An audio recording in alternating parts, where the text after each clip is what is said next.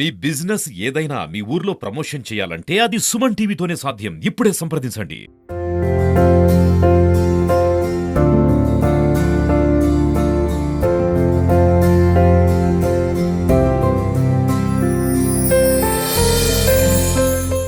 అందరికీ నమస్కారం. ఈరోజు చాలా ఆనందంగా ఉంది. 1972-74లో కొత్తపేట గవర్నమెంట్ కాలేజీలో ఇంటర్మీడియట్ చదివాం. 50 సంవత్సరాలు అయింది. Golden Jubilee.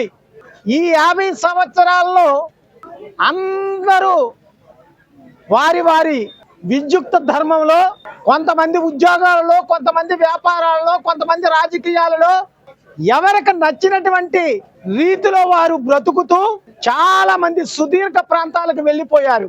50 సంవత్సరాల క్రితం చదువుకున్నటువంటి మాకు ఒక ఆలోచన వచ్చింది.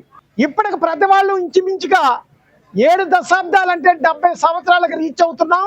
మరలా ఎప్పుడు కలుస్తామో లేదో మనం అందరం కూడా కలిసి ఆనాటి జ్ఞాపకాలను నెమరవేసుకుంటూ ఒక ఆహ్లాదకరంగా, ఒక ఉత్సాహంతో, ఉద్వేగంతో స్నేహితులతో గడపాలి అనే ఆలోచన వచ్చింది.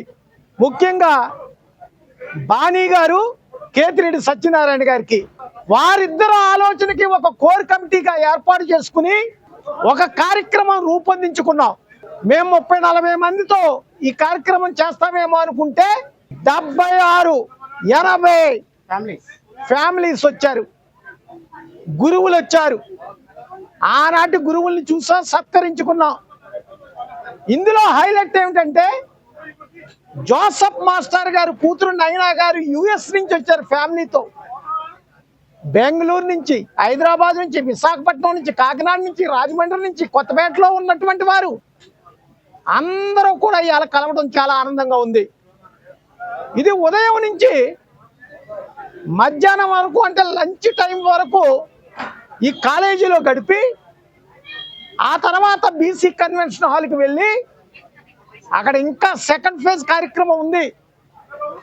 పాటలు పాడటం, డ్యాన్సులు వేయడం, ఇంకా ఆటల పోటీలు నిర్వర్తించడం, వారికి ప్రైజ్ డిస్ట్రిబ్యూషన్ ఇవ్వడం, ఇంకా అనేక కార్యక్రమాలు ఉన్నాయి.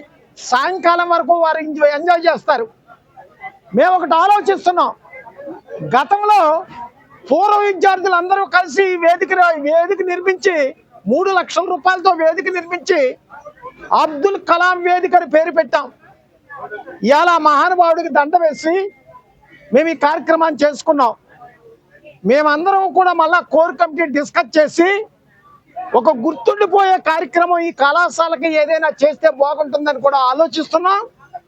అందులో పేద విద్యార్థులకు ఏదైనా స్కాలర్షిప్ ఇవ్వాలా, లేకపోతే శాశ్వతమైనటువంటి కట్టడం ఏదైనా నిర్మాణం చేయాలా, ఇదంతా కూడా ఒక ఆలోచన చేసి రూపకల్పన చేసి ఆ కార్యక్రమం కూడా చేసి మా వృతాభక్తిగా ఇక్కడ చదువుకుని ఇక్కడ పెరిగినటువంటి మేము ఈ స్థాయిలో ఉన్నాం కాబట్టి ఈ కళాశాలకి ఏదైనా చేస్తే బాగుంటుందని కూడా ఆలోచిస్తున్నాం.